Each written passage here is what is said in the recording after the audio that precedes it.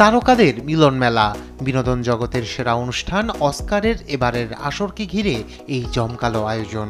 যুক্তরাষ্ট্রের loss অ্যাঞ্জেলেসের Dolby থিয়েটারে বাংলাদেশ সময় ভোর 5:30টায় শুরু হয় মূল পর্ব।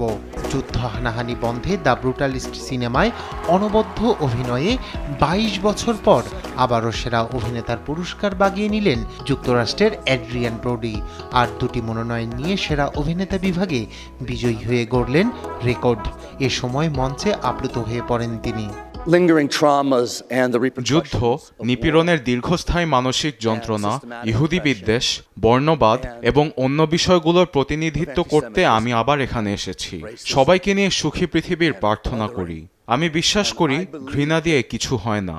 97তম একাডেমিক অ্যাওয়ার্ডে মাত্র 25 বছর বয়সে সেরা অভিনেত্রী হিসেবে পুরস্কার জিতে নিয়েছেন মার্কিন অভিনেত্রী মাইকি ম্যাডিসন। আনোরা সিনেমায় অভিনয়ে এই পুরস্কার পান তিনি।